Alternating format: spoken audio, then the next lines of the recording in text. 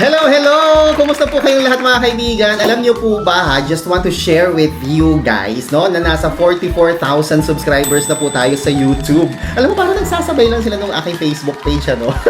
Parang yung mga followers ko sa Facebook are the same people following me or subscribing me doon sa aking YouTube channel. Anyway, maraming salamat po ha. Kung hindi ka pa nakasubscribe sa aking YouTube channel, don't forget to click subscribe and hit the notification bell button para ma-notify ka kapag may bago akong video na malay mo gusto mong panoorin. Okay? So ngayon, alam nyo ba guys na nakapag-trade tayo kahapon ng more than 20,000 peso worth of G-Gifts, no?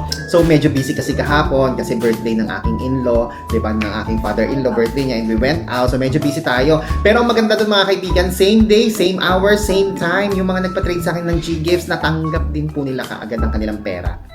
As I have told you, ladies and gentlemen, hindi na po ako nag-trade ng G-Gifts on my own. Naghahanap na po ako, meron na ako mga partners who's doing the trading, tapos ako po ang maging guarantor ninyo, no? Hindi man nila ibigay sa akin yung funds, ako na po ang magbibigay sa inyo ng funds. O, di ba? Gusto mo ba yon? Simple lamang po ang ating requirements, no? Napakadali, kayang-kaya po ninyo yan. And real time tayo, magkaroon man ng konting delays because ang dami pong nagpapatrade sa atin. Okay?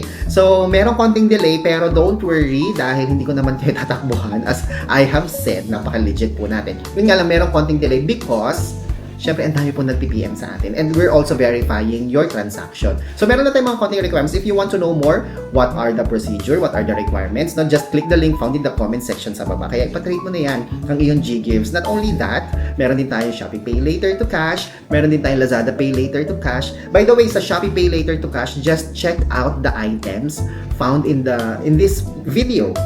Dito sa video na to, somewhere down there, nandyan po yung mga item na i-check out nyo po sa Shopee. Tapos, i-check out nyo yan. Tapos, may instruction din dyan sa description box sa baba. Tapos, yun na. Yun, okay? Yun na. Basahin nyo na lang instruction doon. May darating sa inyo na parcel. O, di ba? May parcel talaga darating. May, syempre, nag-order ka, di ba? Tapos, yun. Ganun po yun, ha? So, i-convert na natin yung Shopee Pay Later to Cash mo, ha? Just click the link found in the comment section sa baba. At, i-check out mo na yung item na yan. Depende. Halimbawa, papatrade mo 20,000. Meron akong item dyan sa aking baba sa Shopee dyan sa baba. Meron akong item dyan for Shopee na 20,000. I-check out mo na yan para ma-convert na natin ang iyong Shopee Pay Later. Ako po si Chico. Enjoy the rest of the day and God bless po.